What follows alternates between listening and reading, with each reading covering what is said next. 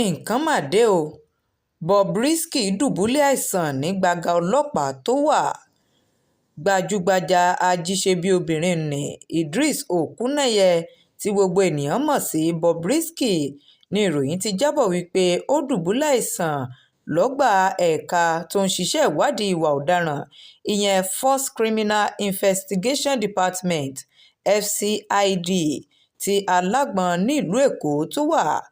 Wọ́n ti gbé Bobrisky dìgbàdìgbà lọ sí ilé-ìwòsàn fún ìtọ́jú tó péye. Gẹ́gẹ́ bí ìròyìn tó tẹ iléeṣẹ́ atótó arére lọ́wọ́, Bobrisky ni ó bẹ̀rẹ̀ sí ní sọ wípé ọyàn ń dún òun tí wọ́n sì gbé lọ sí ilé-ìwòsàn ti àgọ́ ọlọ́pàá ní nǹkan bíi aago 2 ọ̀sán.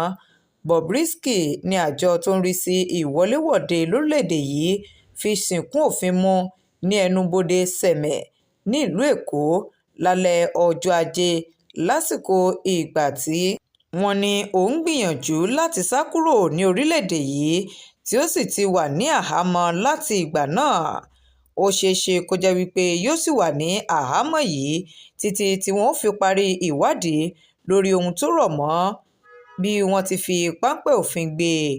Ẹni tí í ṣe agbẹnusọ fún àjọ tó ń rí sí ìwọléwọ̀de lórílẹ̀‐èdè yìí, Kenneth Udo, tó fìdí ìnáwó gan Bobrisky múlẹ̀ ti ṣàlàyé pé lẹ́nubodè Sẹ̀mẹ̀ ni àwọn ti náwó gan nínú ìgbìyànjú àwọn láti dáàbò bo orílẹ̀‐èdè Nàìjíríà.